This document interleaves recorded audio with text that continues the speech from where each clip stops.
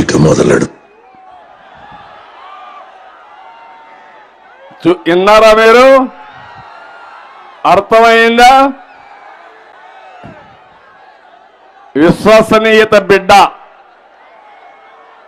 మాట్లాడితే మీ బిడ్డ అంటున్నాడు. కాదు, ఈయన క్యాన్సర్ గడ్డ. ఏమన్నాడో చూశారు. బీసీలకైతే 15,000 కోట్ల రూపాయలు చెప్పిన 75 కోట్ల రూపాయలు పెడతా అన్నాడు. 75 పైసలు పెట్టలా. ఇప్పుడు మాట్లాడుతున్నాడు 99% చెప్పిన పనులన్నీ చేశాడంట. అంటే అబద్ధాలు కోరంటే ప్రపంచంలో ఈయన PhD కాదు, నోబెల్ ప్రైజ్ ఇవ్వాలి. అబద్ధాలు చెప్పడం నోబెల్ ప్రైజ్ ఇస్తే అది జగన్మోహన్ రెడ్డి గారు కూడా మనందరం కూడా రికమెండ్ చేయాలి. అబద్ధాలు చెప్పడంలో నోబెల్ ప్రైజ్ ఇవ్వాలని గట్టిగా చప్పట్లు కొట్టి అందరూ చెప్పండి.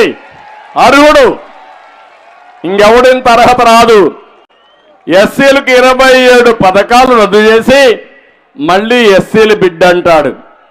కాపులకు 10,000 కోట్లు ఇస్తానని 10 రూపాయలు కూడా ఇవ్వకుండా నిర్వీర్యం చేశాడు. ముస్లింలకు అన్ని కార్యక్రమాలు నిర్వీర్యం చేశాడు. అలాంటి వ్యక్తి ఇప్పుడు మనతో మాట్లాడుతున్న మళ్ళా ఇప్పుడు నిన్న వచ్చి సిద్ధం అంట. సిద్ధం దేనికి? మేము సైతం సిద్ధం, అవునా కాదా? వైఎస్ఆర్ కాంగ్రెస్ పార్టీని చిత్తుగా ఓడించడానికి సైతం సిద్ధం. గట్టిగా చప్పట్లు కూడా చెప్పండి. మేము సైతం సిద్ధం. మీ పార్టీని భూస్థాపితం చేయడానికి సిద్ధం. అందుకే ఈరోజు చూస్తున్నారు. మొన్నటి వరకు అన్నాడు నాకు అడ్డమే లేదన్నాడు. మీరంతా నా ఇంటికి బిక్కుంటారా అన్నాడు. అన్నాడా లేదా? ఇంత హంబా వ్యక్తి ఎవరు ఉండరు ప్రపంచంలో. నిన్న మీరు చూశారో లేదో, ఏండే ఉన్నాడు కన్నా లక్ష్మీనారాయణ. కన్నా లక్ష్మీనారాయణ పైన ఆంబోతు రాంబాబు దాడి చేస్తాడు. కబద్దార్, జాగ్రత్తగా ఉండమని వైఎస్ఆర్ కాంగ్రెస్ ఆంబోతుల్ని హెచ్చరిస్తున్నా. పిచ్చాట్లాడొద్దండి. మొన్నే మీరు చూశారు, మేము సైకో అంటే మీరు కూడా ఊరేగుతున్నారు, బ్రహ్మాండంగా డాన్సులు చేస్తున్నారు. ఆ పాట వస్తే నాకు అర్థం కాల. మీ అందరి అభిప్రాయం కూడా జగన్ ఒక పెద్ద సైకో అని, అవునా కాదా? 4 ఉదాహరణలు చెప్తున్నాను. మొన్న విశాఖపట్నంలో మీటింగ్ జరిగింది. అక్కడ నా కట్అవుట్, పవన్ కళ్యాణ్ కట్అవుట్ ఇంకొక ఇద్దరే పెట్టారు. పెట్టి అక్కడ మా కట్అవుట్లు కొడుతూ పైశాచిక ఆనందం పొందారు. బూట్ కాళ్ళతో తన్ని అవన్నీ కూడా చించి కిందనేసి తొక్కి పైశాచిక ఆనందం పొందారంటే ఇతను సైకో అవునా కాదా అని అడుగుతున్నా. ఇప్పుడు ఇక్కడ మనం ఆయన ఫోటో పెట్టి కొట్టలేమా? తొక్కలేమా? అది మన సాంప్రదాయం, మన సంస్కృతి. అది సైకో సాంప్రదాయం, సంస్కృతి. అవునా కాదా అని మిమ్మల్ని అడుగుతున్నా. నిన్ననే మాచర్లలో దుర్గారావు అనే వ్యక్తి, మత్స్య కార్మికుడు, పేదవాడు, పార్టీ మారనన్నాడు.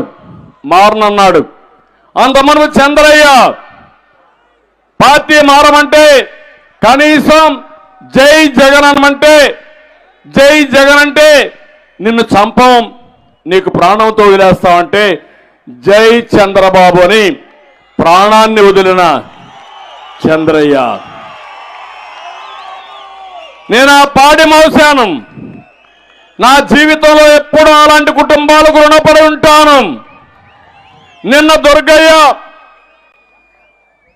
ఇదే మారిగా పార్టీ మారమంటే నేను మారనంటే అక్కడుండే ఎస్ఐ పోలీస్ స్టేషన్ పిలిపించి ఎప్పటికప్పుడు ఆయన కొట్టి గందరగోళం చేసి టార్చర్ చేస్తే ఆ వేధింపులు భరించలేక ఆత్మహత్య చేసుకొని చనిపోయాడు. ఎంతమంది ఇలాంటి బలవంతపు ఆత్మహత్యలు చేసుకున్నారో మీరు చూస్తే రాష్ట్రంలో కోకొల్లలు. అంటే ఈ సైకో దెబ్బకు భయపడిపోయి పిల్ల సైకోలు పెట్టే ఇబ్బందులకి ఏం చేయాలో తెలియకుండా ఆత్మహత్య శరణ్యం, మనం బతకలేం అని ఆత్మహత్యలు చేసుకునే పరిస్థితికి వచ్చాడు. మొన్ననే నటరాజ్ అనే ఒక వ్యక్తి అనంతపురం జిల్లాలో ఒక ఆడబిడ్డ వితంతు, భర్త లేడు, ఒకే అబ్బాయి ఉన్నాడు, పెన్షన్ రాలేదు. పెన్షన్ ఇమ్మని అడిగితే నా కోరిక తీరిస్తే పెన్షన్ ఇస్తారని ఒక నటరాజు అనేవాడు చెప్తాడు. ఆ అమ్మాయి చెప్పింది నేను అలాంటి దాన్ని కాదు, నన్ను వదిలిపెట్టంటే ఆ అమ్మాయి ఒప్పుకోలేదని నడి రోడ్డు మీద కొడతా ఉంటే పోలీసులు ఒక్కరు రారు, అక్కడ ప్రజలు కూడా తిరుగుబాటు చేయరు.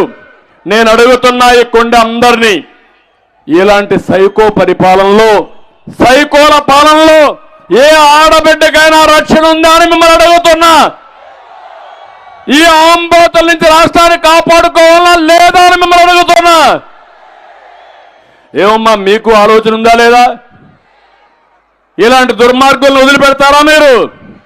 ఒకటే చెప్తున్నా, ఇలాంటి ఆంబోతుల్ని కళ్ళు వేస్తా,